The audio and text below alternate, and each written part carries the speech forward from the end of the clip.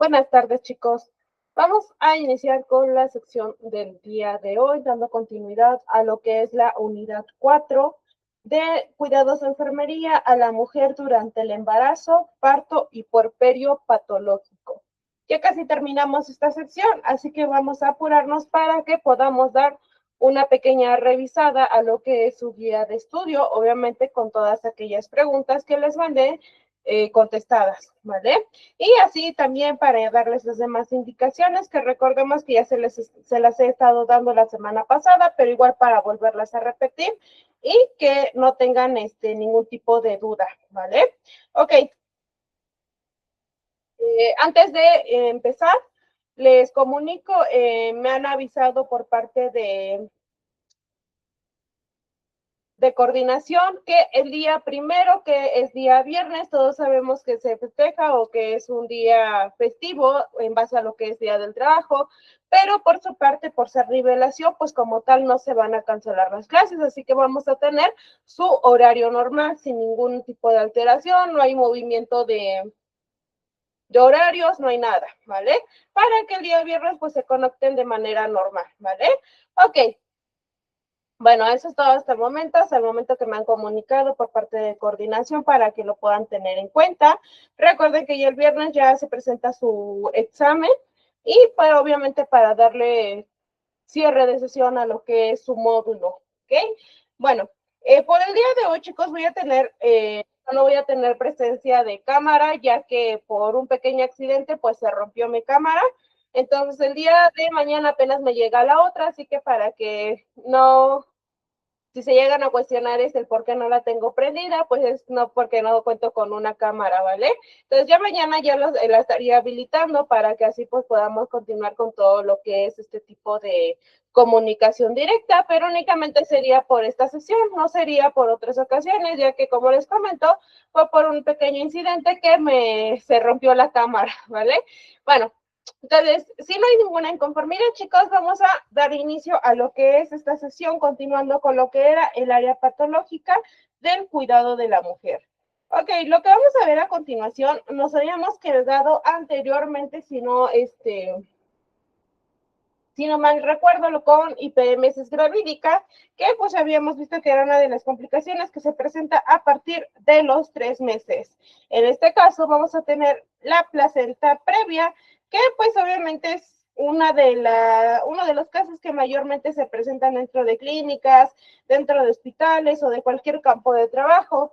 Lo que nosotros identificamos como placenta previa, pues prácticamente es una inserción ya sea total o ya sea parcial de la placenta dentro de lo que es el segmento inferior del útero.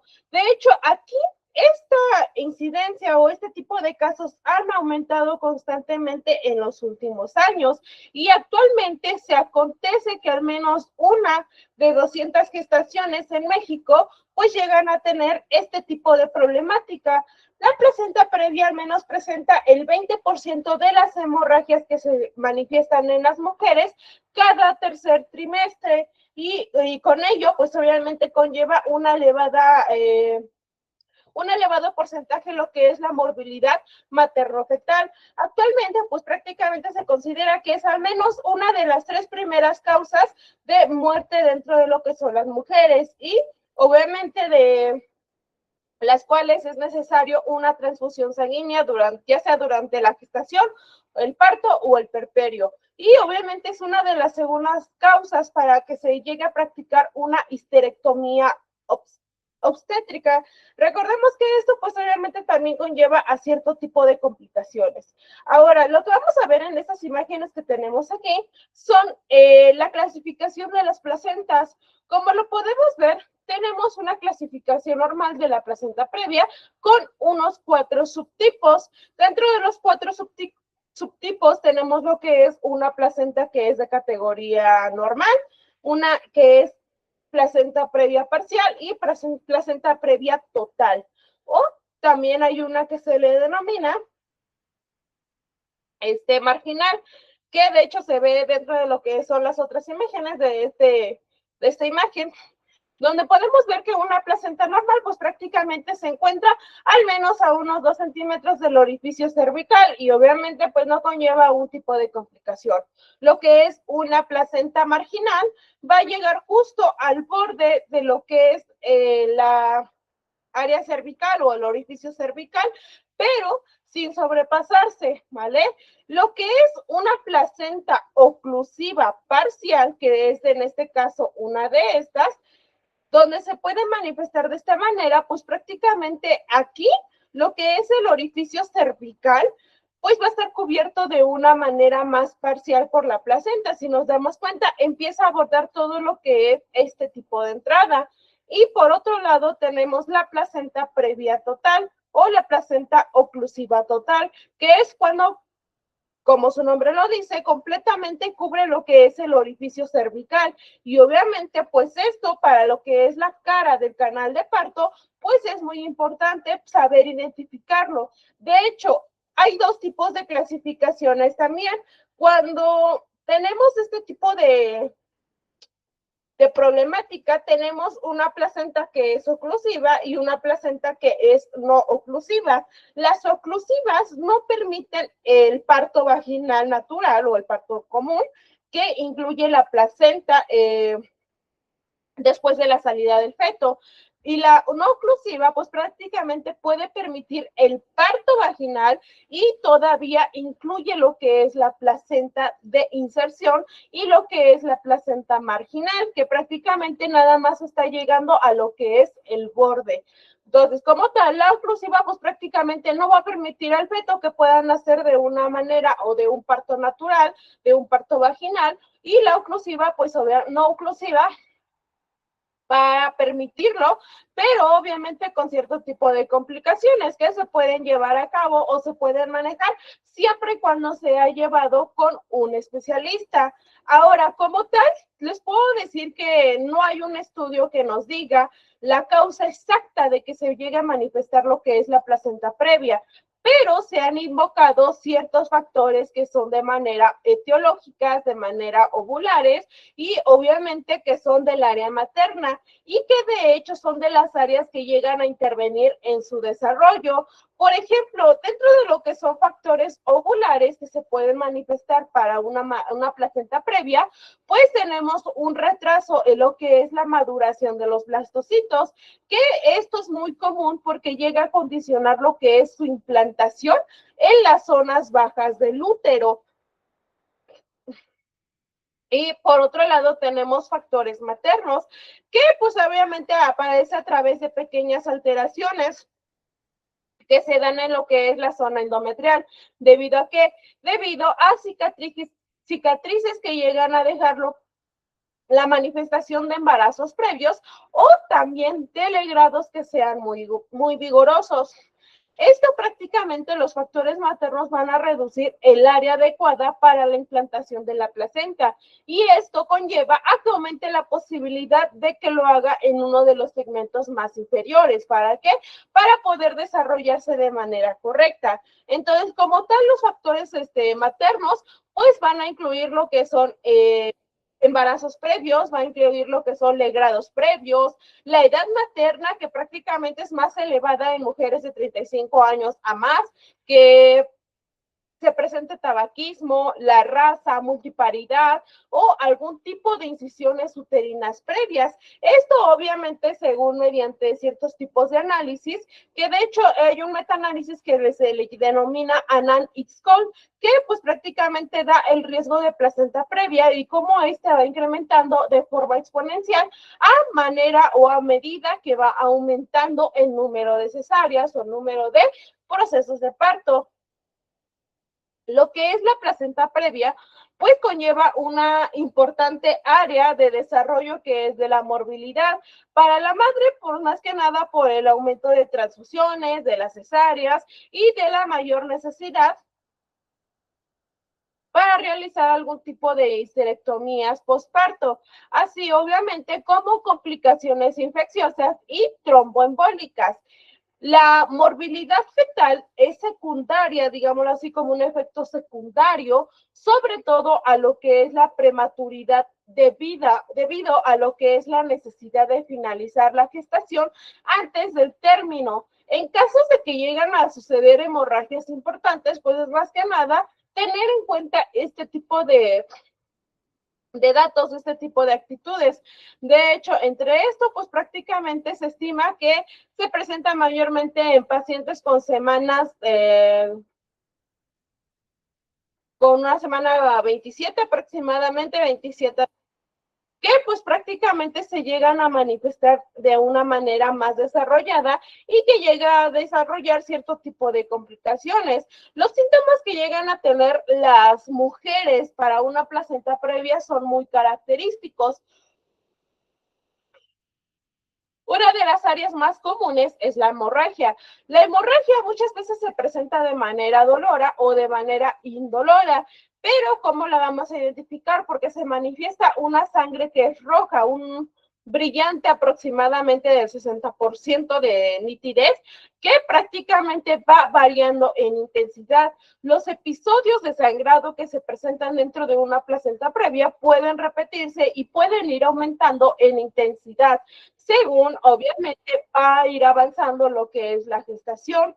Por lo regular, el inicio de las hemorragias debe parecerse más que nada a la formación de, de lo que son segmentos uterinos inferiores. De hecho, al comienzo del parto, al iniciarse lo que es la dilatación cervical, incluso este proceso o este tipo de condiciones puede llegar a agravar la intensidad del sangrado, sobre todo en casos de placenta oclusiva total. En casos de placenta marginal, digamos que aquí pueden ayudar a más que nada ciertos medicamentos a cohibir la hemorragia. Esto más que nada al comprimir lo que es la lengüeta placentaria. Aquí como tal, estos episodios no suelen acompañarse de signos de pérdida de bienestar fetal, a no ser que la hemorragia sea muy abundante y llegue a causar algún tipo de shock hipovolémico. Y por ello, pues obviamente te afecte tanto a la gestante, también afecta a lo que es el área fetoplacentaria. Las mayores complicaciones son las derivadas del shock hipovolémico y de lo que es la hipotensión prolongada. Obviamente, ciertas repiten y se repiten constantemente, llegan a ocasionar una anemia que puede llegar a agravarse con un nuevo episodio de sangrado o si es que ha continuado sin recibir un previo tratamiento. Anteriormente, de hecho, ya habíamos hablado de lo que era la anemia. Y obviamente para las mujeres embarazadas es muy importante tener unos niveles normales de lo que es nuestra línea roja. Para lo que es esta área y para que sea más rápido poder diagnosticarla, pues más que nada es a través de una ecografía. Aunque la ecografía abdominal es uno de los métodos que más usamos para diagnosticar la placenta previa, llega a haber algún tipo de margen de error entre el 26 al 30%, al momento de que se lleguen a realizar este tipo de ecografías, pues puede haber un pequeño error dentro de estos casos. No siempre se transmiten o no siempre se manifiestan, pero sí es común. La ecografía, pues prácticamente presenta una pequeña tasa de falsos positivos, pero obviamente no nada que pueda afectarnos o que nos puedan dar un área de conocimiento. Aunque de hecho, puede ser muy útil en estos casos lo que es la resonancia magnética. La resonancia magnética, pues obviamente se diagnostica y nos sirve más que nada para poder confirmar un posible diagnóstico, porque en este caso, cuando no se deja ver la ecografía, en este caso, pues no es como un área muy concluyente, sobre todo en casos de placenta localizada en la cara posterior del útero. Entonces, prácticamente siempre se deben de pedir estudios de reserva, ¿vale? Entonces, aquí digamos que el hallazgo de una placenta previa, ya sea parcial o ya sea marginal, dentro de lo que son la semana 25, la semana 30, deben de llevarse a cabo con total precaución. Sobre todo si la paciente, pues obviamente al momento de sentir este tipo de hemorragias llega a ser asintomática. Entonces, como tal, Digamos que aquí las gestantes pues deben de tener un área muy importante para que se pueda llevar a cabo el diagnóstico de ellos. Como tal, pues digamos que tenemos que tener en cuenta cómo poder localizarlos y obviamente llevar a cabo todo lo que son sus estudios para que podamos diagnosticarlo de una correcta manera y así en la actualidad pues podamos realizar cierto manejo conservador de lo que son las mujeres expectantes o las mujeres que llevan este tipo de proceso. Como tal, esto no conlleva siempre a este tipo de consecuencias, pero más que nada siempre debemos de saber llevarlo o debemos de saber manejarlo dentro de lo que es un área intrahospitalaria, ¿vale? Entonces, como tal, pues digamos que es una de las características que teníamos que ver. Por otro lado, tenemos el desprendimiento prematuro de la placenta normoinserta. Recordemos que aquí pues prácticamente tenemos que ver varias categorías. Dentro de lo que es el desprendimiento prematuro de la placenta, pues se puede catalizar o se puede identificar como un desprendimiento que se produce antes del parto del feto. Este se puede manifestar cuando existe sangrado vaginal o algún tipo de sangrado oculto o cuando el sitio desprendido pues se encuentra detrás de la placenta. El desprendimiento prematuro de la placenta norma inserta puede ser parcial y o puede afectar solo la parte de la placenta o puede ser total y afectar toda la placenta. Y esto constituye una complicación. Esto como tal, digamos que abarca no muy común casos en el área mexicana, pero sí les puedo decir, una cifra sería entre 0.3 a 0.5 de los partos. Estos más que nada se llevan a cabo a base de distintos reportes. Como tal, eh, hay una gran incidencia a través del tiempo que ha aumentado y de lo cual podemos reflejar cierto tipo de resultados. Y debido a esto, pues también tenemos una severidad a lo que son las áreas maternas, las áreas fetales. La causa inmediata, digamos que de la separación prematura de las placentas es debido a la rotura de vasos maternos, que pues prácticamente es en el área de la decidua basal. En raras ocasiones la hemorragia se origina en vasos fetoplacentarios. Entonces, en este caso, digamos que aquí es donde se acumula la sangre, rompe lo que es la decidua, y al separarse de lo que es la capa de la decidua por su adherencia placentaria, pues obviamente vamos a tener este tipo de desprendimiento. En evento de desprendimiento agudo, nada más ocasiona una hemorragia de alta presión. Esto conduce más que nada rápidamente al desarrollo de manifestaciones clínicas y obviamente conlleva a lo que son hemorragias, coagulaciones, patrones de frecuencia cardíaca fetal que sean de categoría 3. En los accidentes llega a haber un factor muy adicional en lo que es la rápida desaceleración del útero, que llega a provocar un estiramiento uterino, un estiramiento que incluso llega a superar lo que es el estiramiento comitante de la placenta. Esto más que nada provoca un cizallamiento entre la placenta y entre la pared uterina, es decir, hay una pequeña raspadura de sus paredes. Y aquí, pues obviamente, está hablando de un accidente muy básico. Los traumatismos que sí se llegan a generar o traumatismos graves, pues más que nada se llegan a asociar a un momento de 6 veces el número de desprendimientos, mientras que los de traumatismos leves no suelen provocar desprendimientos. Entonces, como tal, entonces, aquí como lo podemos definir, el desprendimiento prematuro de la placenta, pues prácticamente se debe a un proceso que sucede antes de lo que es el área del parto o lo que es el proceso del parto. Aquí interviene algo muy importante que es el papel de la trombina. ¿Quién me puede decir cuál es el papel de la trombina o para qué nos sirve la trombina?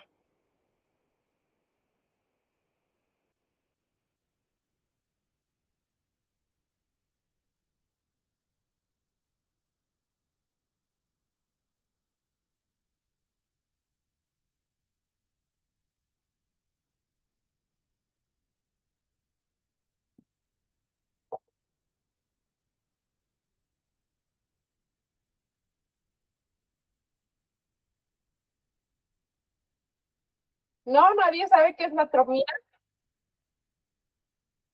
Daniela, para la formación de coágulos. Sí, sí es para la formación de coágulos. ¿Alguien más, chicos?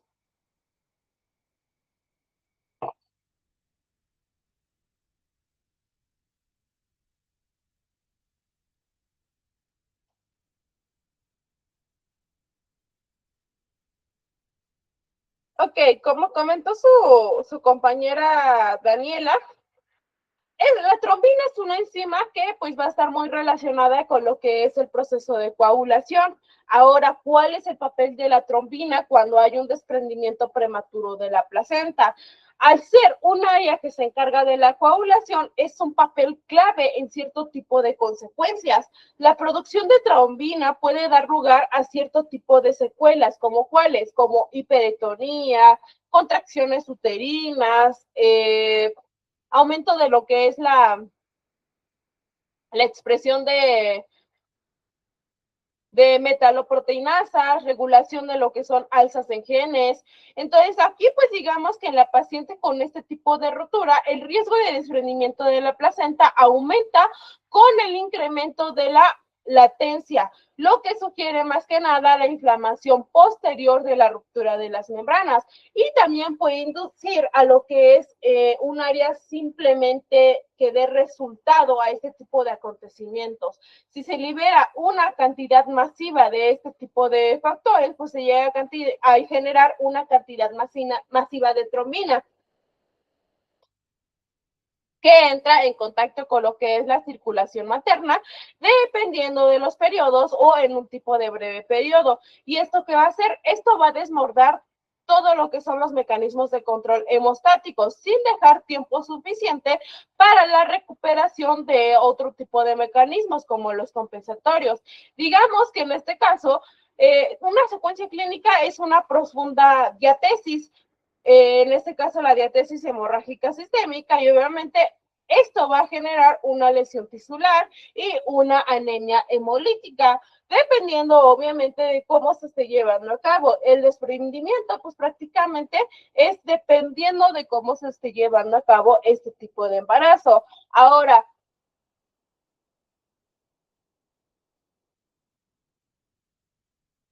por otra parte, lo que son traumatismos abdominales directos, lo que son traumatismos indirectos o incluso consumo de ciertas sustancias nocivas, llegan a ser consecuentemente una área que reporta indicios de cierto tipo de inflamaciones crónicas dentro de lo que son membranas y que puede ser un mecanismo asociado a lo que es un proceso de larga evolución.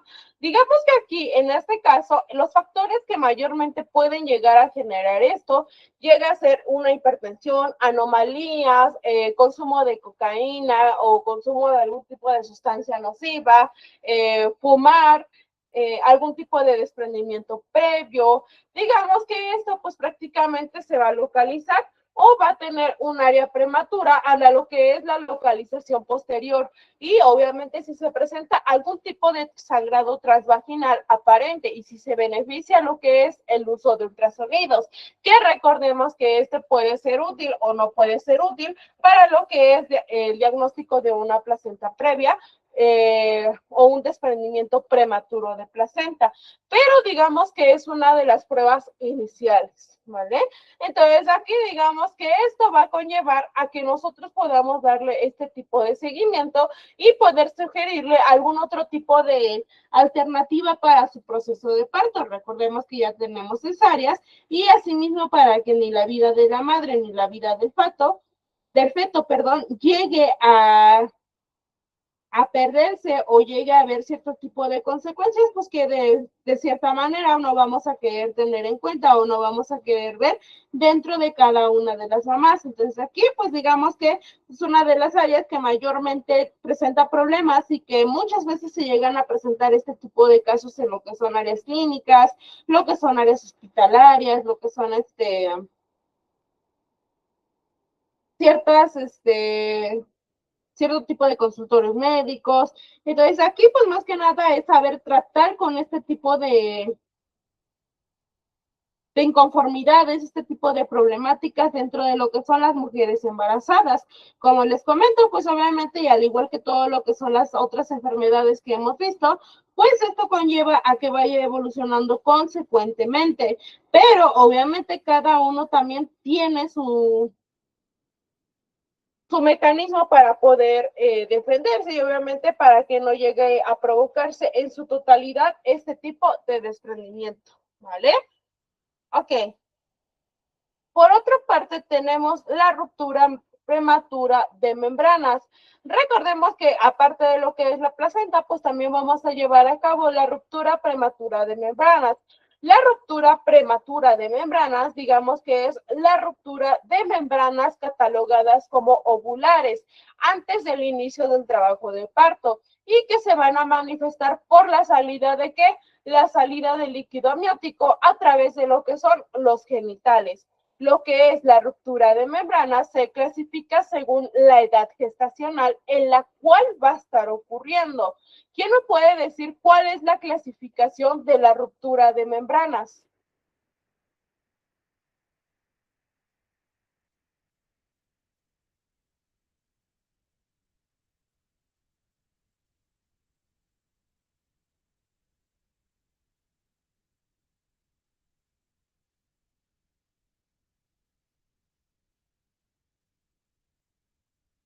Adelante, Fabián. Hola, Miss. Bueno, dice que se clasifica a término o pretérmino, ¿no, Miss? Ok, muy bien. Muy bien, Fabián. Adelante, Indra.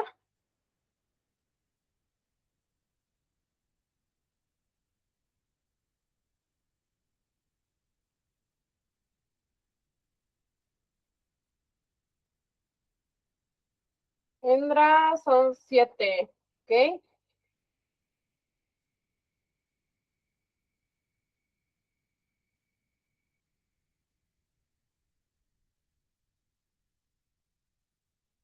¿Algo más? No recuerdo el nombre. Ok, muy bien, Indra. ¿Alguien más, chicos? Que se acuerde, de hecho está dentro de lo que es su diapositiva. Ruptura espontánea de membranas y ruptura prematura de membranas. Ok, sí. Vale, a término y pretérmino. Ok, muy bien.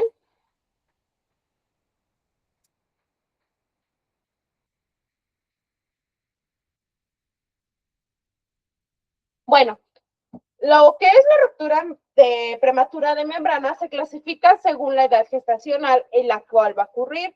La ruptura se presenta a partir de la semana número 37 y obviamente se denomina RPM. Cuando nosotros tenemos dentro de lo que es esta ruptura dentro de la semana 37 el siguiente, se le denomina ruptura de membranas a término. Si ocurre antes de la semana 37 de gestación, se denomina ruptura prematura pretérmino de membranas ovulares. La misma, pues obviamente se puede subdividir cerca de los demás términos. Por ejemplo, cuando aparece entre la semana 34 a la semana 37, pues prácticamente está lejos del término.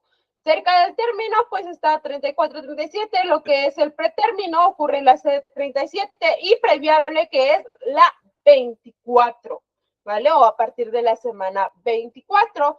De hecho, aquí pues se presenta dentro de esta área que se le denomina previable y esto ocurre con mayor frecuencia a lo que es el término del embarazo y este va a estar presentándose aproximadamente en el 8% de las gestaciones normales y lo que es una infrecuente, que es una ruptura prematura de membranas ovulares, pues obviamente abarca entre el 2 al 4% de la mayor parte de las gestaciones.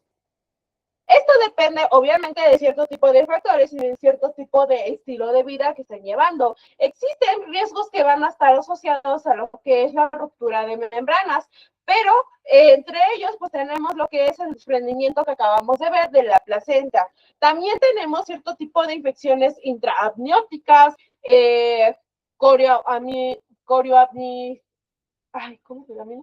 corioamnionitis, como corioamnionitis, creo que sí. No sé si alguien sepa qué es corioamnionitis, ¿alguien sabe?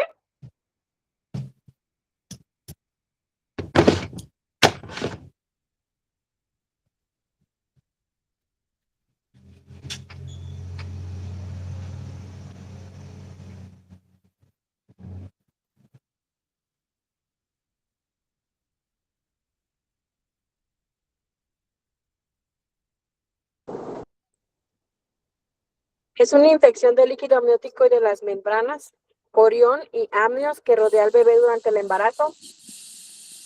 Ok, muy bien. Adelante, Rosa. Es una infección de la placenta y del líquido amniótico que se presenta con frecuencia cuando ha estado mucho tiempo antes del nacimiento. Ok, muy bien. Recordamos que corioamnionitis, ¿verdad? Es presencia de corio y de amnio, es decir, contenido amniótico y todo lo que son las membranas placentarias, incluyendo lo que es el feto, lo que es el cordón umbilical, el líquido amniótico, pues puede presentarse de cierta manera, ya sea antes, durante o después del parto. Y esto se asocia a que la madre y el feto puedan tener un mayor porcentaje de mortalidad, tanto materna, tanto como neonatal. Y prácticamente es una de las principales áreas que se lleva a cabo, uno de los principales riesgos. Al ser una infección de categoría bacteriana, pues asciende a través de todo lo que es la vagina, de lo que es el cuello uterino, lo que es el recto, hacia lo que es la cavidad amniótica. ¿Cuáles son los más comunes? Lo que es el Streptococcus, Escherichia coli, Gardnerella vaginalis, bacterias anaeróbicas, cándida también puede deberse a la cándida, no es muy común, pero sí puede deberse a ella, ¿vale? Entonces, digamos que aquí, pues, existen ciertos riesgos que sí se van a estar asociando a lo que son las rupturas de membranas. Y aquí cabe mencionar que es un periodo en el que mayormente se va a hacer más susceptible. En el tiempo, digamos que es durante el cual transcurre lo que son las rupturas, que es a partir de la semana 24, que digamos que son las áreas como que más débiles o las semanas más así que para que podamos decidir conforme a lo que lleva la mamá. Digamos que la ruptura de membranas pues se va a deber a diversos motivos. Entonces aquí pues también se puede deber a cierto tipo de características que son muy, muy básicas, como debilitamiento fisiológico, lo que es contracciones uterinas antes de lo que es el proceso de trabajo de parto, algún tipo de mecanismo patológico individual. Tenemos cierto tipo de riesgos que digamos que son los más comunes, como lo que es el estatus socioeconómico, tabaquismo, consumo de drogas, etcétera, ¿vale? Entonces, digamos que la ruptura de membranas mayormente va a conllevar este tipo de consecuencia. Ahora, ¿cómo vamos a saber cuándo hay una ruptura prematura de membranas? En la gran mayoría de los casos se basa en la historia clínica y obviamente en un examen físico que es realizado por el área médica. El antecedente del líquido, obviamente, pues va a ser más claro porque a través de ese pues podemos identificar la salida. ¿A través de qué? A través de lo que son el área genital. Y obviamente pueden dar una alta sospechosa para lo que es el diagnóstico. Y obviamente una vez que podemos obtener este tipo de datos, pues debemos constatar la idea de que hay una salida de líquido amniótico. Y también no se debe de omitir si puede haber una contaminación por secreciones vaginales, por lo que es semen, lo que es sangre o lo que es orina. De hecho, dentro de lo que es el diagnóstico y dentro de lo que son los tractos vaginales, debe evitarse de manera total o se le debe de comunicar a la gestante que esto se debe evitar debido a que añaden poca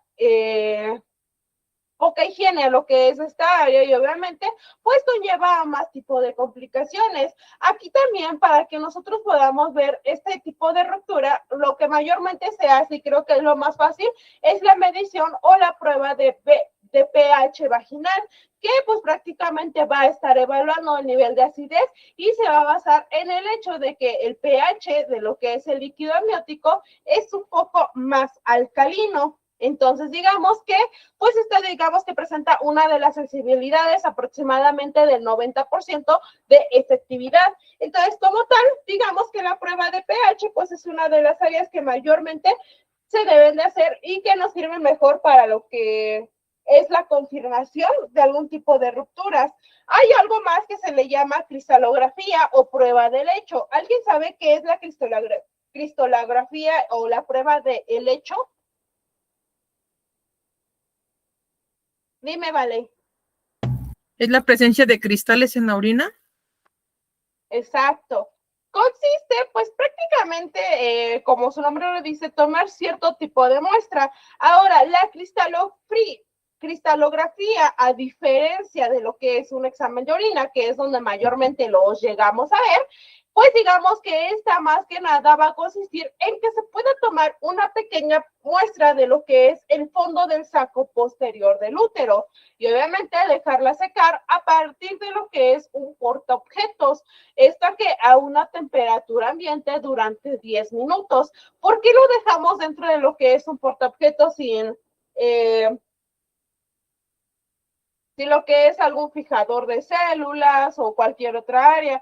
Porque aquí, pues obviamente se va a examinar de manera fresca a través de lo que es un microscopio. Si es positivo este tipo de cristales, se vería una imagen más que nada como hojas de lecho, por eso se le dice prueba de lecho, o un patrón más que nada que va a presenciar lo que es cloruro de sodio, que es importante tener en cuenta dentro de lo que son las mucosas vaginales o lo que son las secreciones vaginales. Cuando este tipo de estudio se utiliza con antecedentes del examen físico, digamos que la prueba pues va a empezar a desarrollarse de mejor manera. Obviamente también vamos a recurrir a lo que son ecografías, creatinina, pero lo que mayormente puedo decirles es la prueba de pH y lo que es la cristalografía o la prueba de lecho, que son las más comunes. Ahora, como tal, es una de las áreas o una de los estudios que mayormente se llegan a realizar y que esto pues más que nada nos da el método de finalización y que obviamente va a depender de las condiciones en las que se encuentre nuestro paciente. Asimismo, pues obviamente vamos a tener que llevar a cabo cierto tipo de estudios, cierto tipo de seguimiento o protocolo para que nosotros podamos determinarlo. Como les mencioné, cuando se lleva a cabo una ruptura prematura de membranas, cuando esa terminó, pues obviamente pues se prefiere lo que es la finalización inmediata, es decir, intervenir dentro de lo que es el proceso de embarazo. Cuando se presenta a partir de lo que es la semana 34, lo que es la semana 24, pues ahí sí debemos de llevar a cabo todo tipo de evaluaciones, desde ver lo que son condiciones obstétricas, descartar algún tipo de signo clínico, signo analítico, solicitar exámenes de laboratorio, por ejemplo, hematología, proteína C reactiva, tiempo de protrombina o tiempo parcial de tromboplastina, monitoreo fetal electrónico, algún tipo de ecografía, de urocultivo, secreción vaginorrectal, que sería prácticamente un cultivo del área endocervical, amniocéntesis. Debemos de realizar distintos estudios. Y esto más que nada para llevar a cabo un manejo que sea más conservador y que asimismo pues nosotros podamos determinar las intervenciones que se le van a estar dando o se le van a estar realizando a lo que son las mujeres gestantes. Entonces, como tal, digamos que es una de las áreas que mayormente conlleva a lo que es una interacción con la paciente. De hecho, a lo que es este tipo de rupturas, tenemos una pérdida de líquido a través de lo que son el área genital. Y obviamente para su manejo debemos de saber en qué tipo de semana se encuentra nuestro paciente y diagnosticarlo a través de pruebas complementarias, obviamente, dependiendo del tipo de prueba que nosotros estemos realizando. Y aquí obviamente nos vamos a basar en qué tipo de medicamentos podemos llevar a cabo o qué tipo de medicamentos podemos recomendar. Para lo que es el manejo de las rupturas prematuras de membranas, de acuerdo a lo que es la edad gestacional, podemos realizar alguna intervención con lo que son la antibiótico-terapia, lo que es finalización inmediata cuando son a término, cuando son entre la semana 34 a la semana 36, se debe de considerar el manejo activo o la finalización inmediata. De hecho, aquí lo que se llega a hacer es una profilaxis para estreptococo del grupo B. Para lo que es la semana 24 a la semana 33, obviamente debemos de llevar un manejo de nuestro paciente, ingreso hospitalario, monitoreo de signos vitales, evitar el contacto vaginal o los tactos vaginales por parte de la mamá. Igual, aquí se lleva un proceso de lo que es la antibiótico-terapia, con ceftriaxona, con claritromicina, con lo que es metronidazol, dependiendo obviamente de la gravedad que tenga nuestro paciente. Asimismo, pues debemos de darle una neuroprotección fetal a partir de lo que es sulfato de magnesio. Y para lo que son menores fetos menores de 24 semanas, el manejo dependerá de la tasa de sobrevida neonatal dentro de lo que es la institución y de la edad gestacional que esté manejando lo que es nuestro paciente. Y obviamente se debe de discutir con todo tipo de familiares, de beneficiarios que pues obviamente se pueden dar a conocer o se deben de dar a conocer los riesgos del manejo y obviamente uso de corticosteroides y sulfato de magnesio. ¿Para qué? Para que podamos llevar a cabo una viabilidad fetal y que asimismo pues no pongamos en riesgo lo que es el recién nacido o lo que sea el área maternal, ¿vale?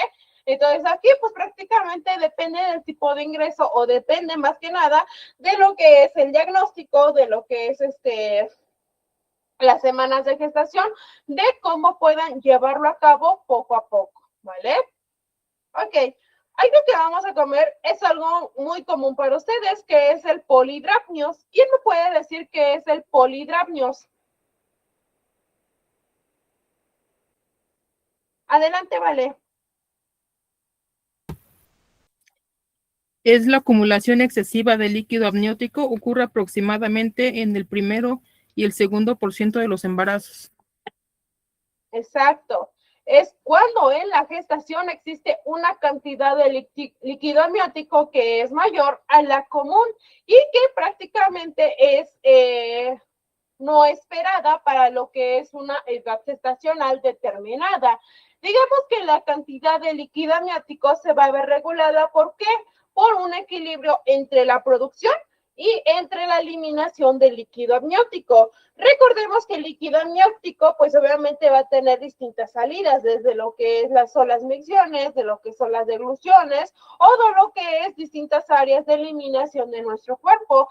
Ahora, lo que nosotros catalogamos como polidrapnios existe a través de un desequilibrio a favor de la entrada. Principalmente se va a producir por lo que es la disminución de la deglución fetal y de lo que es el aumento de la fricción.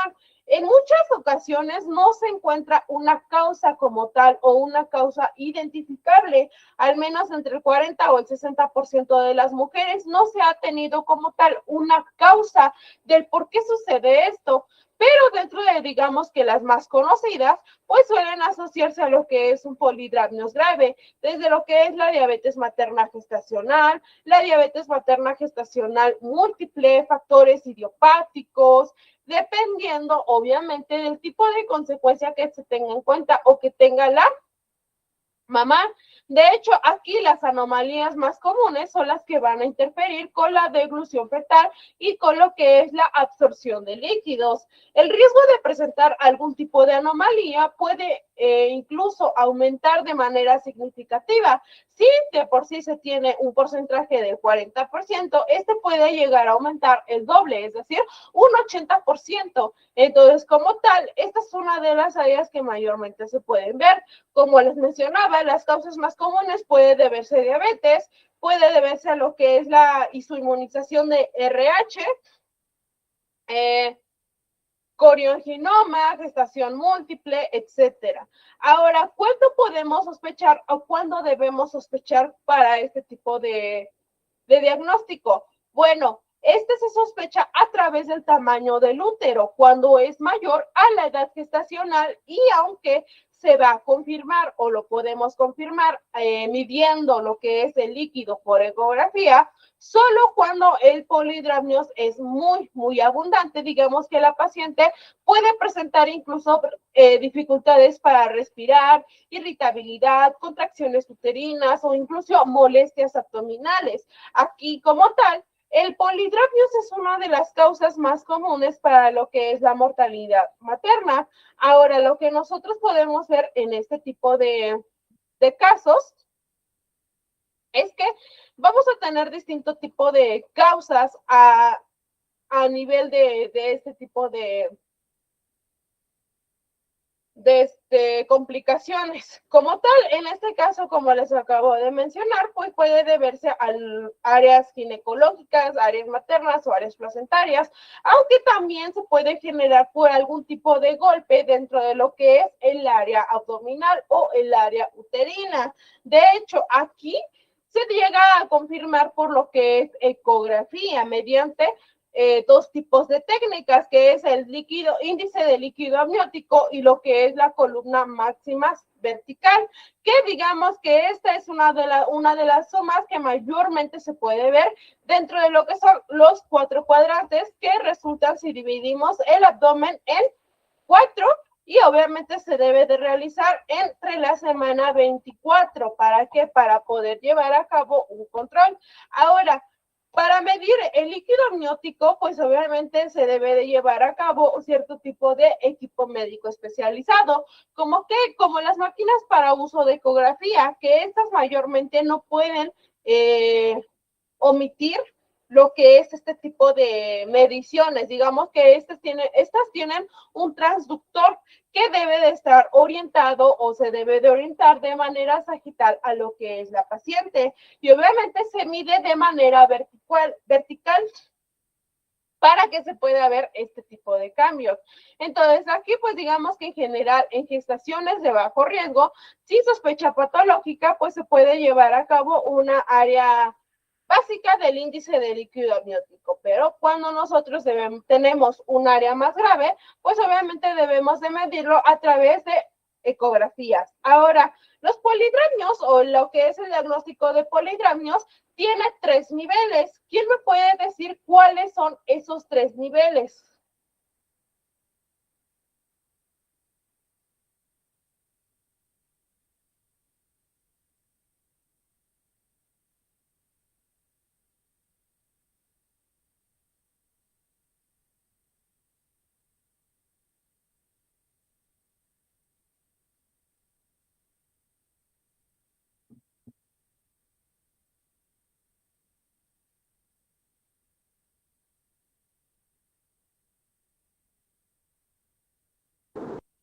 Leve, moderado y severo.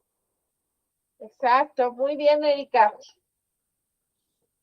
Leve, moderado y severo. Recordemos que aquí, pues obviamente debemos de medir lo que es el índice de líquido amniótico, o también conocida como ILA. La leve, por así decir, debe de ser una mayor o un igual a lo que son 25 centímetros, máximo yo creo que es entre 29 centímetros sin llegar a los 30, y obviamente pues más que nada para que nosotros podamos saber cómo está este tipo de características. Eso para un polidramnios leve. Para lo que es un polidramnios moderado, rebasa lo que son los 30 a 34 centímetros a partir de lo normal.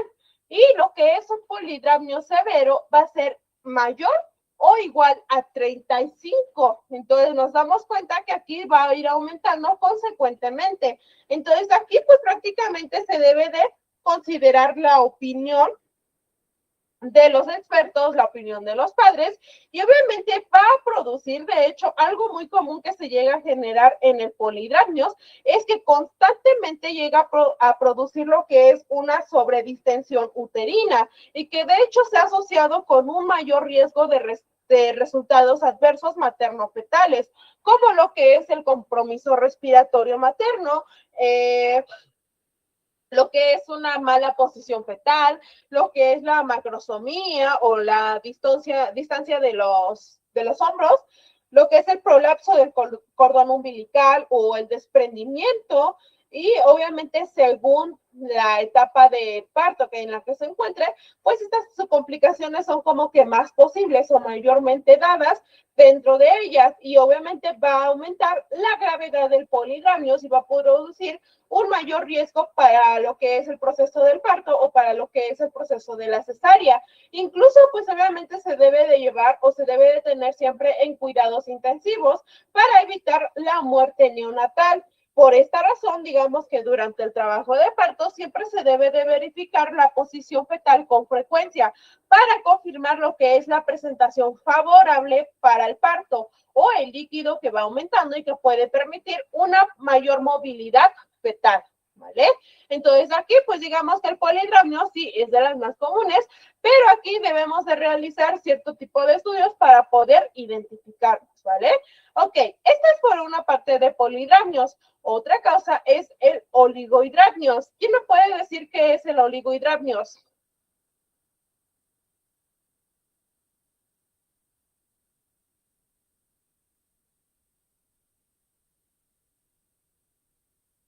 Adelante, Vale. Es lo contrario, se define como la deficiencia de líquido amniótico. Suele ser más común en el tercer trimestre. Exacto. En una parte, pues obviamente tenemos un aumento de lo que es este tipo de líquido amniótico. Para cuando hablamos del oligohidramnio, pues hablamos de todo lo contrario. Es decir, que existe una cantidad de líquido amniótico que es menor a la que está determinada. Y obviamente, e igual que en el anterior, se determina a través de lo que es una exploración ecográfica. A partir de esto, pues obviamente ocurre aproximadamente únicamente en el 1% de los embarazos prematuros. No siempre se llega a desarrollar, pero pues digamos que tenemos un pequeño porcentaje. Aquí, pues digamos que el diagnóstico pues depende de la causa, la intensidad de la reducción del líquido y la edad gestacional que va a aparecer.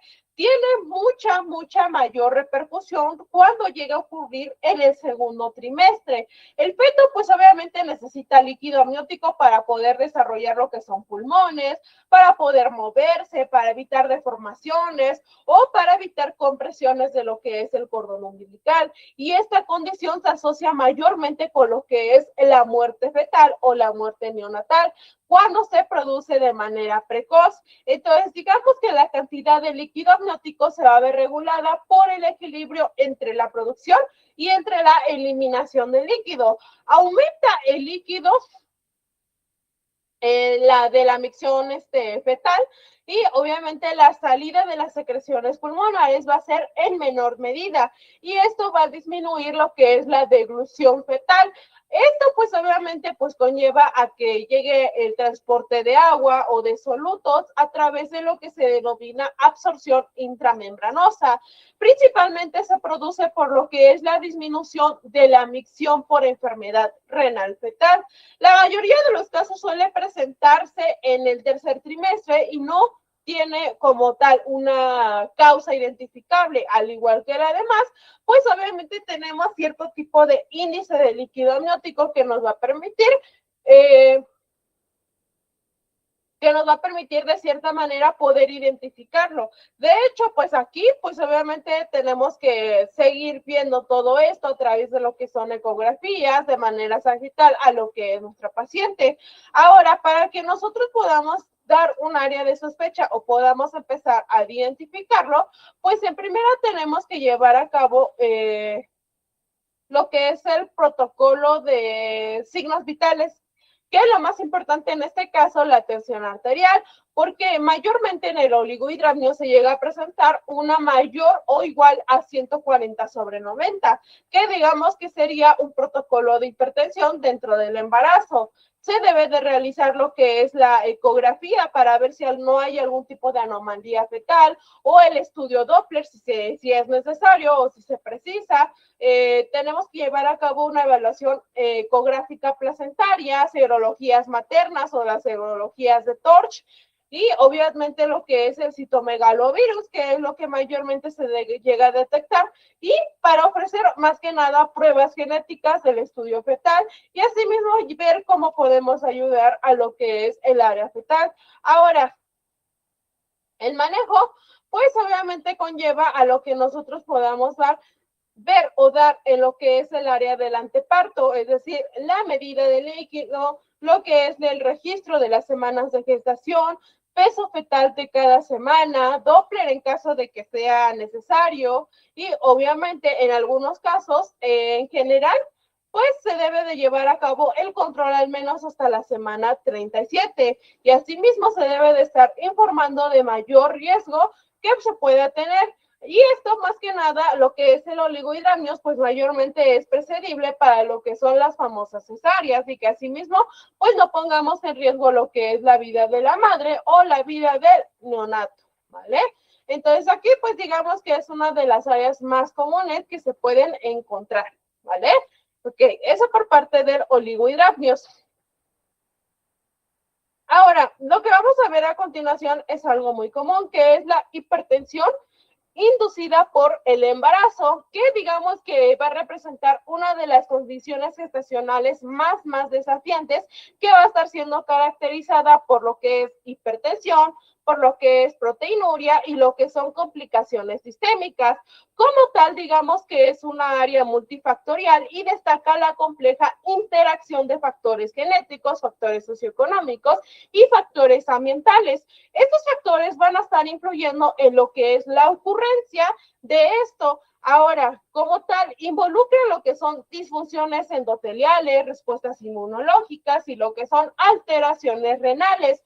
Este va a estar contribuyendo a lo que es la manifestación de la enfermedad del área hipertensiva. Ahora, como tal, digamos que las manifestaciones clínicas como lo que es la hipertensión o lo que es el edema, llegan a alertar sobre la necesidad de un diagnóstico que sea de mayor manera precoz. Ahora, esta, pues obviamente todos la conocemos como enfermedad hipertensiva, o también conocida como nuestra famosa preeclampsia, que es una de las condiciones que se desarrolla durante el embarazo y que se va a estar asociando a través de diversas disfunciones en diversos órganos, como lo que es el hígado, como lo que son los riñones.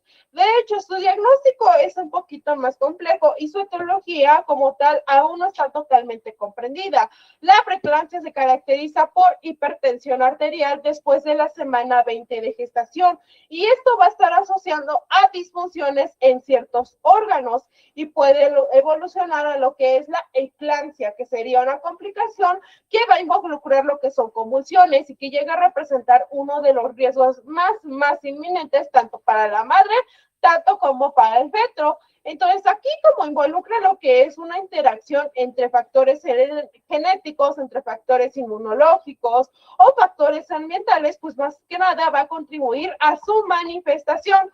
Ahora, aquí se destaca la relevancia de poder comprender los aspectos moleculares y los aspectos genéticos de esta enfermedad.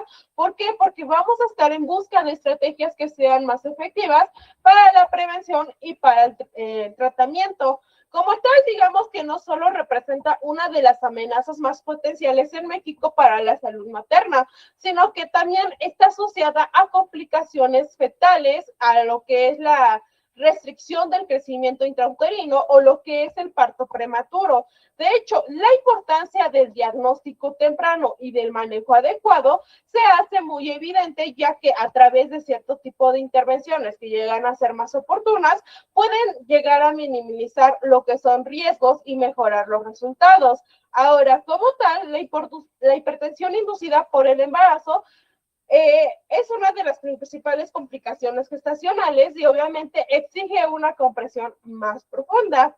Dentro de esto, siempre se debe de monitorear la presión arterial durante todo lo que es nuestro embarazo, y esto va a estar contribuyendo a la identificación temprana de estos casos. Ahora, como tal, la respuesta de este tipo de casos también es resaltada en otro tipo de estudio que es más básico. ¿Quién me puede decir de qué manera podemos identificar lo que es la enfermedad hipertensiva? De una manera más básica, de una manera que todos lo podamos realizar sin necesidad de algún tipo de maquinaria o algo. ¿Quién me puede decir?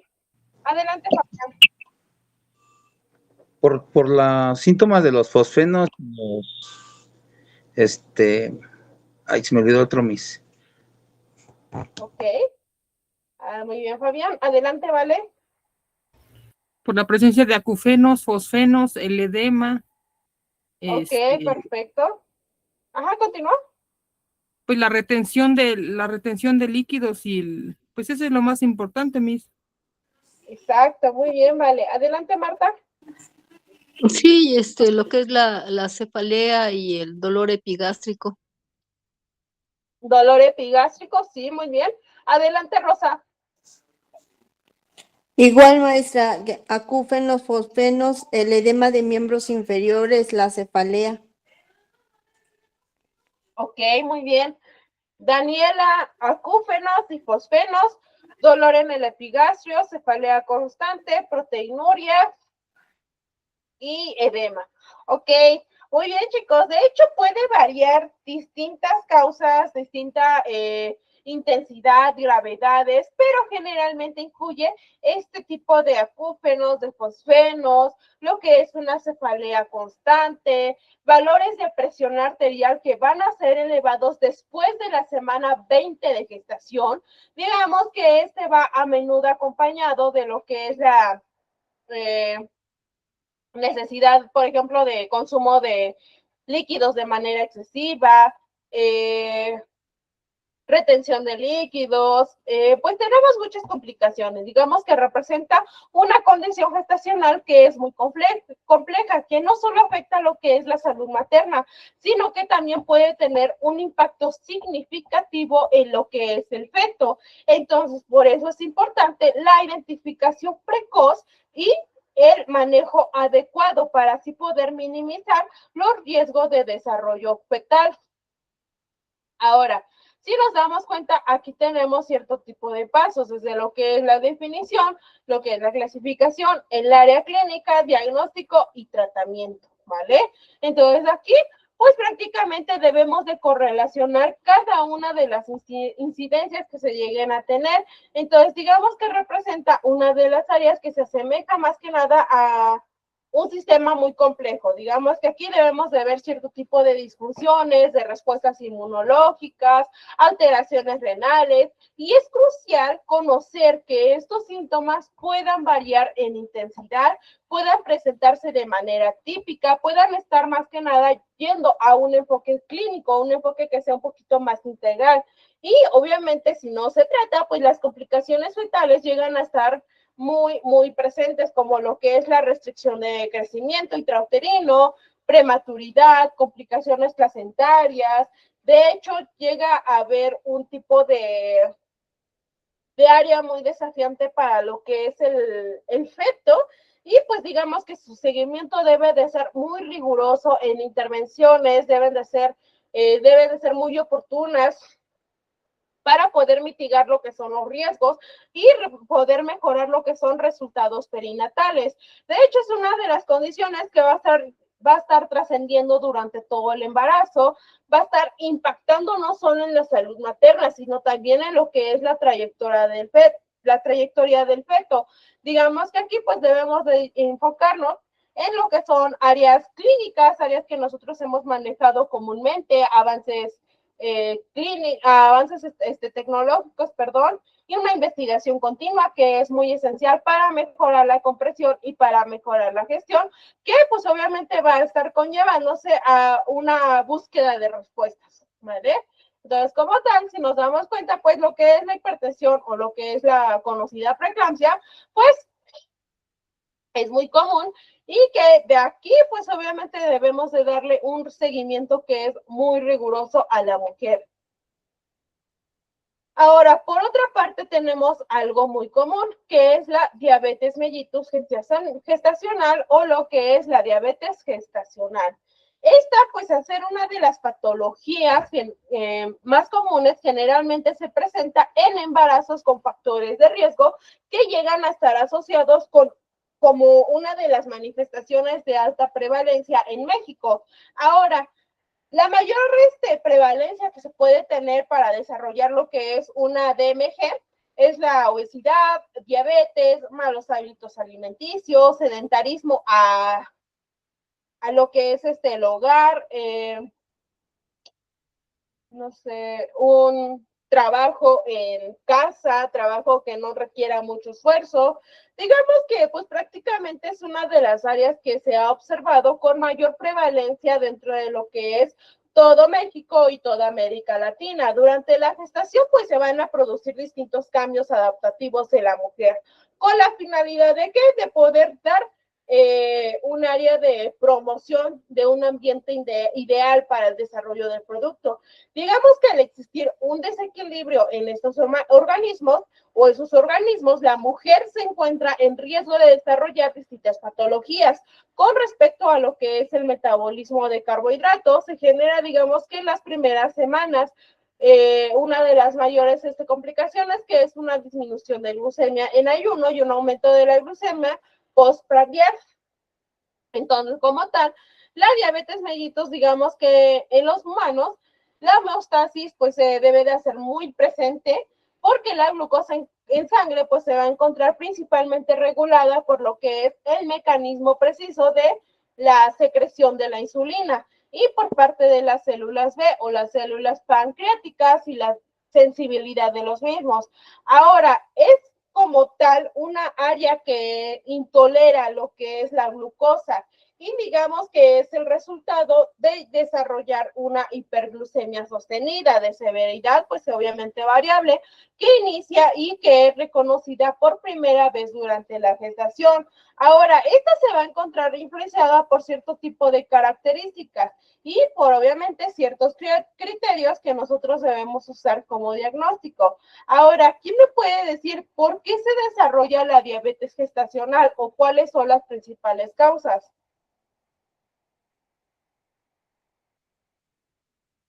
Adelante, Vale. Ocurre durante el embarazo, la placenta produce hormonas que ayudan al crecimiento del bebé, pero estas mismas hormonas pueden causar resistencia a la insulina.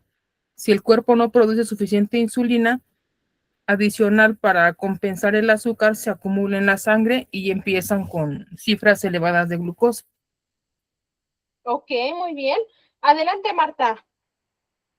Sí, también que tiene uno antecedentes familiares de familias con diabetes y cuando pues estamos añosas, a mí me pasó que se comienza a desarrollar la diabetes gestacional entre la semana 24 a la 28 por ahí.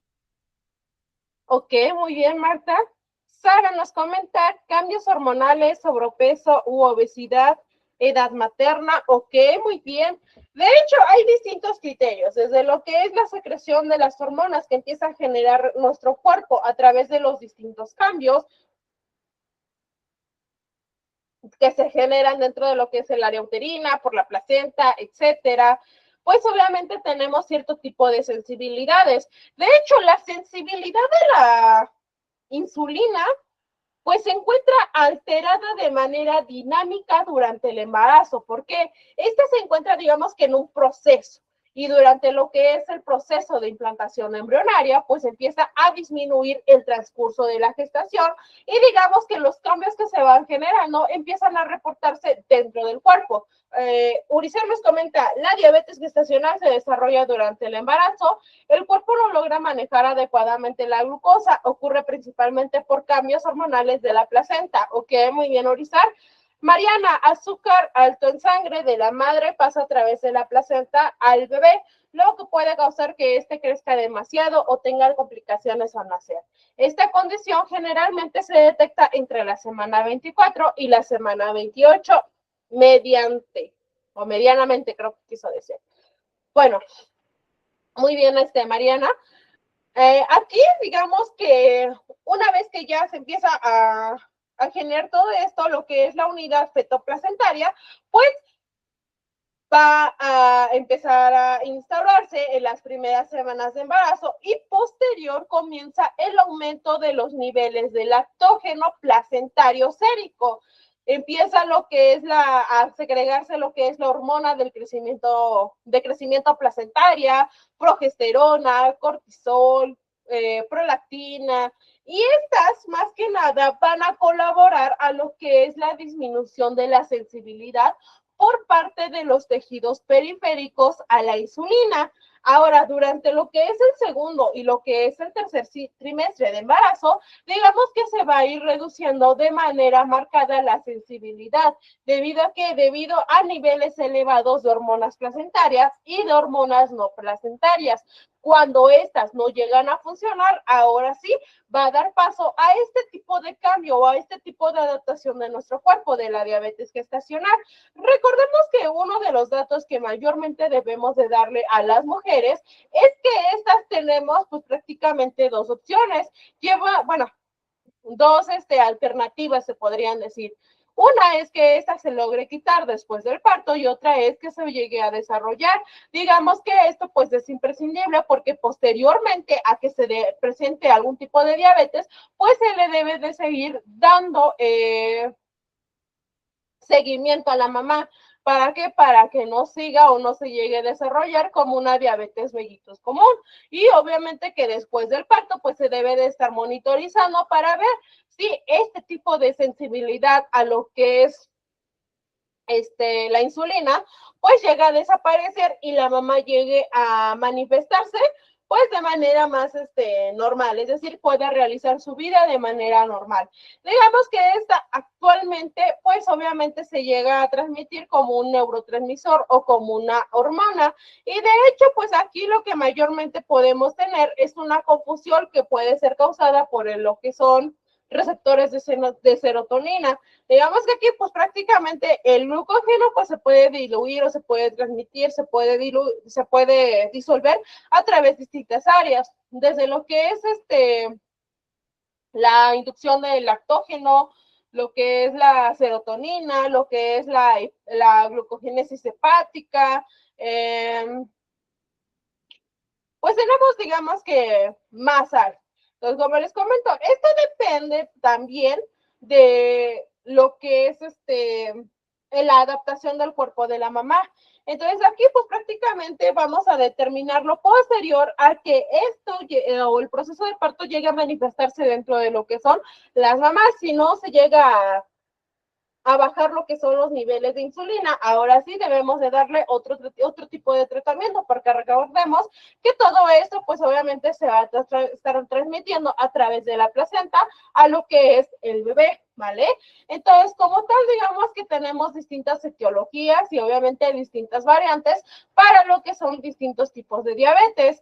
Como tal, tenemos tres clasificaciones: diabetes tipo 1, diabetes tipo 2 y diabetes monogénica, que digamos que también se puede o mayormente se revela durante el embarazo. Y obviamente puede influir en lo que es la diabetes gestacional o la diabetes mellitus gestacional.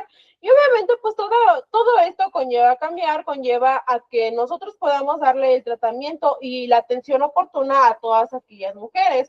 Dentro de lo que son sus tratamientos, pues obviamente necesitamos determinarlos a través de un estudio específico. ¿Quién me puede decir qué tipo de estudio usamos para detectar lo que es una diabetes gestacional? Adelante, Indra.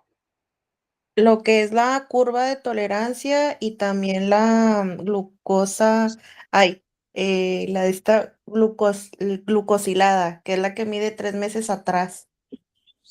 Ok, muy bien. Adelante, Erika. Sí, también esa sí iba a decir mis. Ok, muy bien. En ayuno y 2 horas y la postpandrial. Ok, muy bien. De hecho, pues son las que más mayormente tenemos y las que mayormente usamos. Dentro de esto, como ya había comentado su compañera, pues la que mayormente se usa, lo que mayormente todos llegamos a conocer es la hemoglobina glicosilada, que pues mayormente se llega a usar para poder detectar de manera específica lo que es la diabetes, sea durante el proceso gestacional o no sea después de esto. Pero obviamente aquí nos da valores exactos. Aquí pues obviamente va a tener cierto tipo de implicaciones a través de lo que es corto o largo plazo y cierto tipo de factores de riesgo. Como ya los había mencionado, aquí puede inducir lo que es la obesidad, antecedentes de diabetes gestacional o algún tipo de sospecha, si hay algún tipo de sospecha de diabetes, marisol, tamiz neonatal, ok, eso sería después del parto. Curva de tolerancia, sí, cierto, ya se me había olvidado la curva. Marisol, muy bien. Tamiz gestacional, ahí sí te creo. Tamiz neonatal, con razón dije eso es para después del parto, pero tamiz gestacional sí es después de 1 hora. Y la curva de tolerancia, que pues sí, de hecho se llega a pedir mucho, creo que a mí, bueno, se me olvidó a mí mencionarla, pero sí, la curva de tolerancia, digamos que es de las más comunes y que mayormente, pues, en estos casos, pues necesitamos que la mamá pues tenga tiempo, porque sabemos que es un estudio muy, muy largo, un estudio que lleva más de unas 2 horas, más o menos, y eso yo creo que es muy poco, 2 horas, pero obviamente pues esto se determina a partir del tipo de nivel que se le quiera dar. Recordemos que las bebidas glucosadas pues obviamente tienen distintos grados, y entonces aquí pues digamos que esto depende del tipo de estudio que le queramos hacer, ¿vale?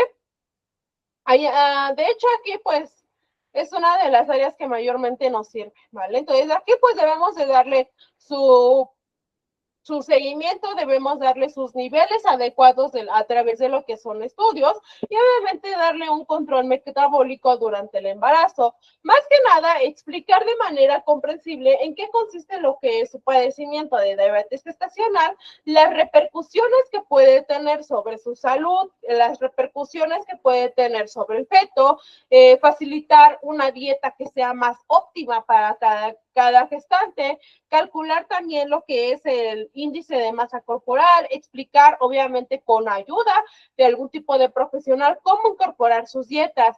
Obviamente el principal objetivo del control metabólico consiste en manejar la glucemia y obviamente para evitar complicaciones obstétricas y complicaciones perinatales, sin provocar algún tipo de prejuicio dentro de lo que es la salud materna. Entonces, como tal, de hecho, los valores para lo que son glucemias capilares llega a ser la basal, que es de 95, la postpandrial, que sería después de 1 hora, de 140, o postpandrial de 2 horas a partir de 120, dependiendo obviamente cuál es el que estemos realizando. Entonces aquí pues como tal lo que mayormente se manda es la dieta, ejercicio físico y obviamente un tratamiento adicional si no conseguimos el objetivo de control metabólico, ¿vale? Ahora, aquí como tal también tenemos nuestros tratamientos farmacológicos, que es a través de lo que es la insulina. Ahora, ¿quién me puede decir cuáles son los tipos de insulina y cuánto tiempo tarda en accionarse o más que nada en poder empezar a trabajar. ¿Cuál es su inicio de acción?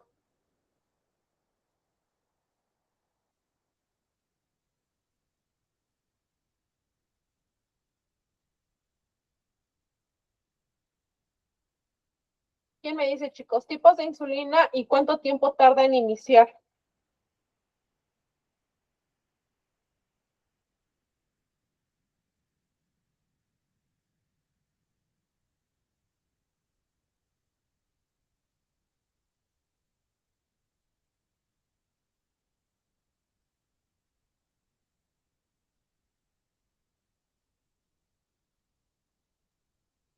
Acción rápida, 15 minutos. Ok, muy bien, Nancy.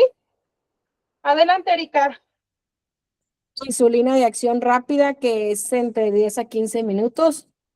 Insulina de acción corta, que es de 30 a 60 minutos. Insulina de acción intermedia, que es de 1 a 2 horas. Insulina de acción prolongada, que es de 1 a 2 horas. Ok, muy bien, Erika. Nancy, corta de 30 a 60 minutos. Ok. Aquí, pues prácticamente tenemos acción rápida, intermedia o tenemos de acción lenta o corta, ¿vale? De hecho, aquí se clasifican como análogos, que son las ultra rápidas, como humanas, que son rápida y la intermedia, y los análogos de categoría 2, que serían las lentas, ¿vale? Y tenemos un inicio de acción entre el minuto 15 para las ultra rápidas. Para lo que son las rápidas y las intermedias, tenemos lo que es una valoración de 30 a 1 hora, o de 1 hora a 3 horas, dependiendo, ¿vale? Y por lo que son las lentas, pues tenemos una duración de 1 a 2 horas o de 1 a 3 horas, dependiendo, obviamente, de qué tipo de insulina estemos llevando a cabo, por lo que, pues obviamente podemos tener distintas variantes, como lo que es la insulina Aspar, pues tiene una valoración de 1 a 15 minutos o un inicio de acción de 1 a 15 minutos, o la que también conocemos como Novomix, Novoparid, Novorapid, creo que se llama, que digamos que es ultra rápida. Lo que es la NPH, que sería una intermedia, que tiene una duración entre 1 a 3 horas, o también conocida como Insulartat, sí, Insulartat, que pues prácticamente es una de las más comunes que se puedan llegar a usar o que se llegan a recomendar. Para lo que son las lentas, pues obviamente tenemos Levemir o Determir, que tiene una duración de 1 a 3 horas, ¿vale? Entonces aquí pues prácticamente depende obviamente de la dosis que se esté llevando a cabo y cómo se va a iniciar, y obviamente del control obstétrico que nosotros le estemos dando a nuestra paciente, ¿vale?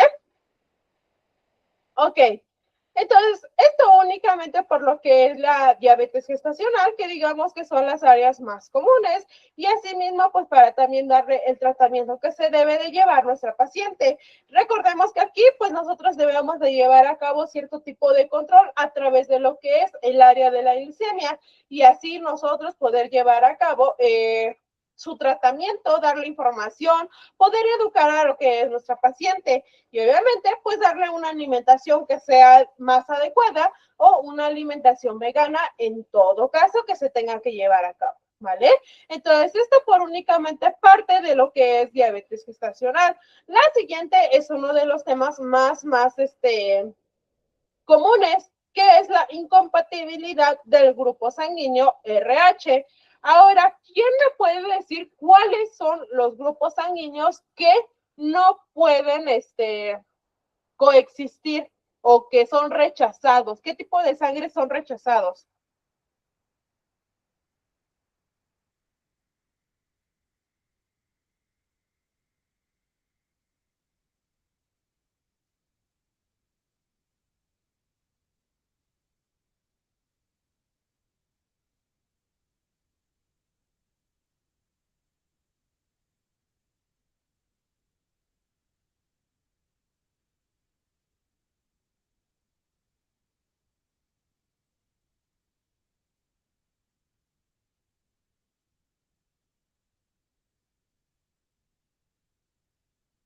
¿No, chicos? Ahí viene dentro de su diapositiva, chicos. ¿Cuáles son los grupos que no son compatibles?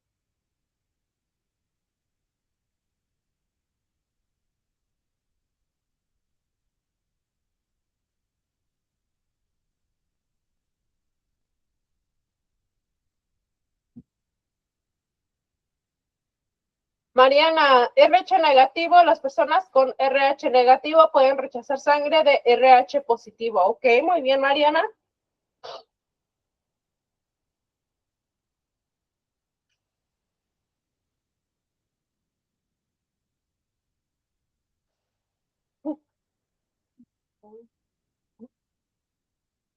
Ok, nada más, chicos. Bueno, por parte de lo que es la incompatibilidad del grupo sanguíneo, de hecho, aquí los tenemos, quién puede darle sangre, quién puede recibir sangre y el tipo de compatibilidad que se puede tener. Ahora, esto también es conocido como isoinmunización, que es una condición que se presenta cuando hay incompatibilidad RH entre la madre y entre el feto. Digamos que estas tienen una entidad con una epidemiología que es variable y dependiente de lo que es la etnia.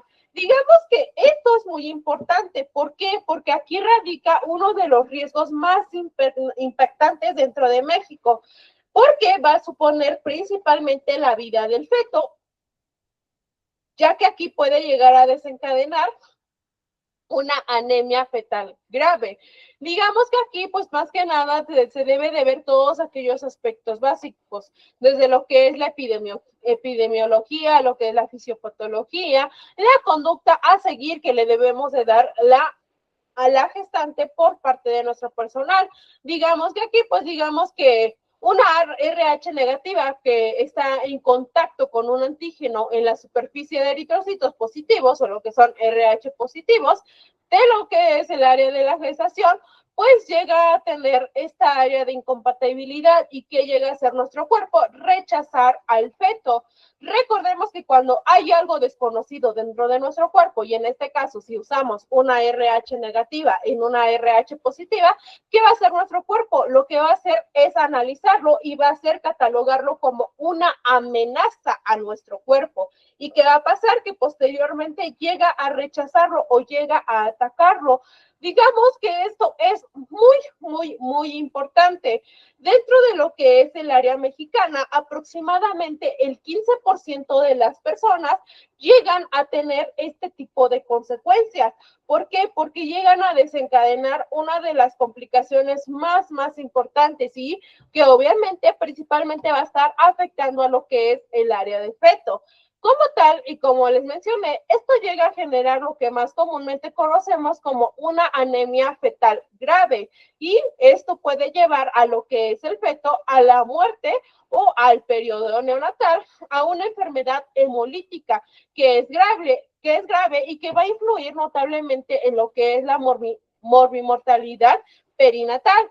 Hoy en día, pues se cuenta con algo que se le denomina método profiláctico. El uso del método profiláctico es a partir de lo que denominamos inmunoglobulina anti-D, que digamos que ha sido una de las áreas clínicas más impactantes, que va a estar notablemente caracterizado por la incidencia en la isoinmunización.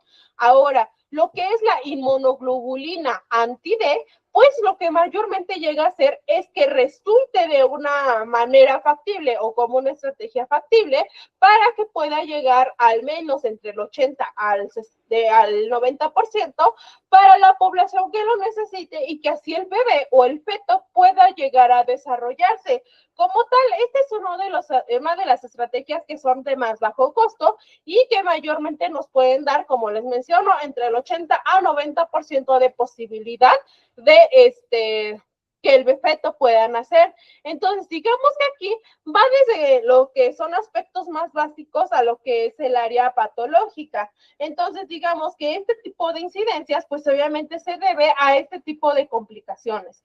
De igual manera, resulta uno de los temas más complejos dada a la escasa existencia de algún tipo de estudio que pueda caracterizar este tipo de datos. De hecho, a partir de todo esto y a partir de toda esta tasa, de igual manera, pues es muy importante resaltar que lo que es la inmunoglobulina anti-D lleva a, digamos, un riesgo de que se le denomina aloinmunización, ¿vale?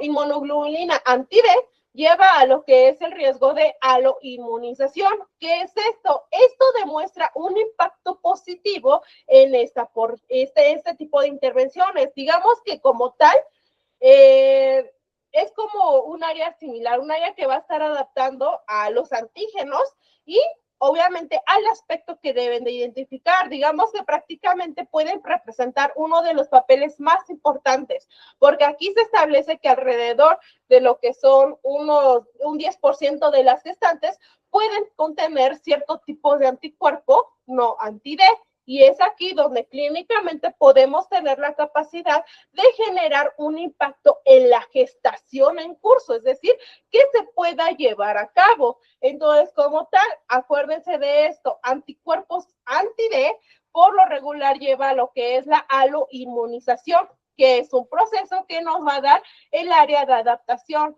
Ahora, como tal, esta es una de las secciones o una de las áreas que son clínicamente significativas y que tienen la capacidad de poder llevar a cabo a las gestantes a que puedan tener este tipo de feto cuando no quieren llevar a cabo algún otro tipo de planeación, como lo que es renta de úteros, algún otro tipo de inseminación, etcétera, ¿vale?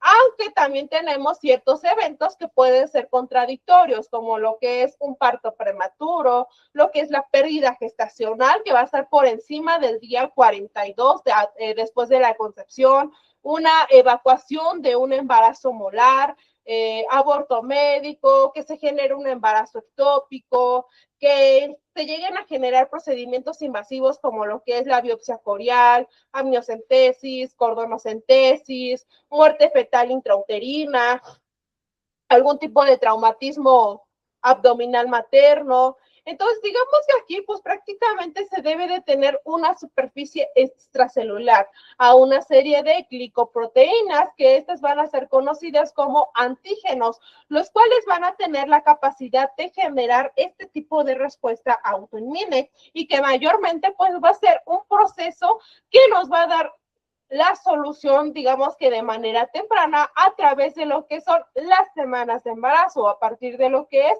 la 4ª semana de embarazo.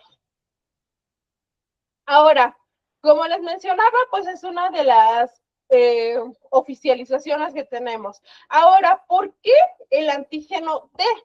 Bueno, porque digamos que es la causa más frecuente de este proceso. Digamos que posee una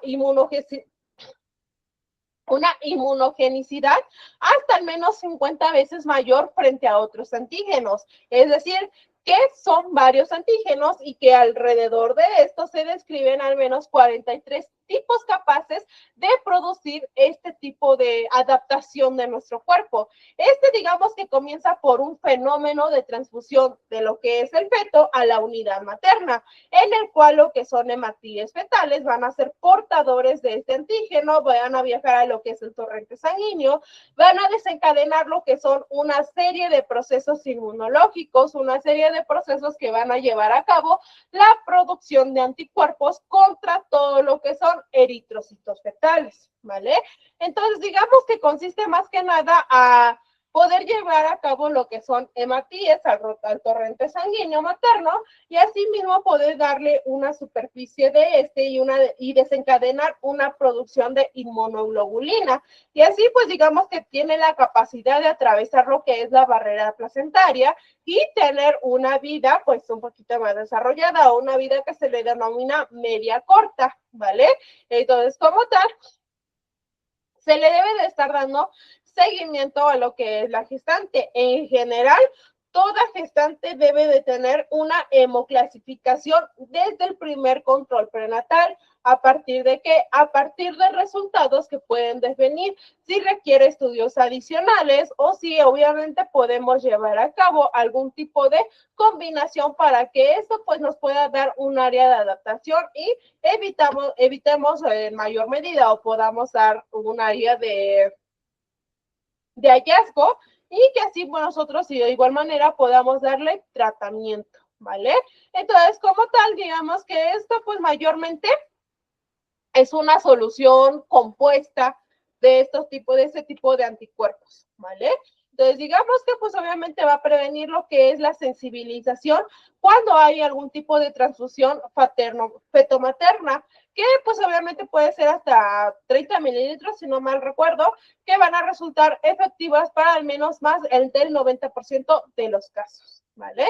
Entonces, digamos que aquí pues obviamente es una de las áreas que mayor complicación nos trae, pero que sí podemos tener este tipo de adaptación del cuerpo de la mujer y que asimismo se pueda desarrollar el feto de manera normal, ¿vale?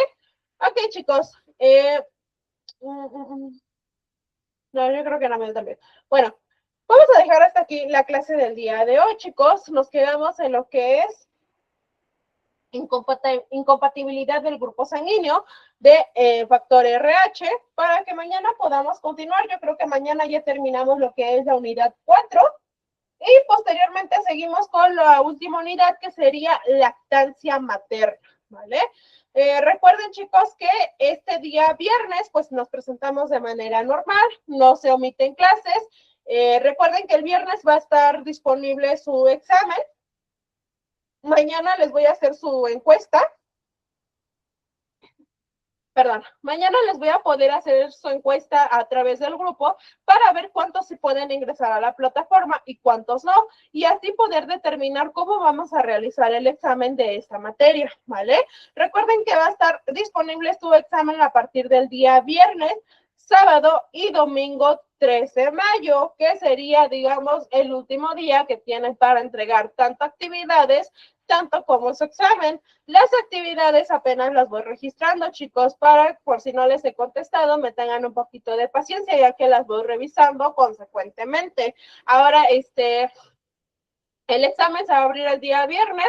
Espero abrírselos un poquito más temprano por si tienen algunas cosas que hacer el fin de semana, pero si no, pues lo pueden contestar ya sea sábado o domingo. Contéstelo con calma, chicos, y obviamente si me da tiempo voy a darles un repaso de la guía, y si no, pues ya saben que a base de la guía, pues más o menos tienen una idea de en qué temas se deben de basar o qué temas deben de estudiar, ¿vale? Entonces, para que así, pues obviamente podamos llevarlo a cabo. Recuerden que las actividades, tareas y todo lo que es algún otro tipo de duda, me lo pueden comentar a través del grupo o a través de lo que es mi WhatsApp personal, ¿vale? ¿Alguna duda hasta aquí, chicos, sobre el examen, sobre las tareas? No, Miss. No, Miss, gracias.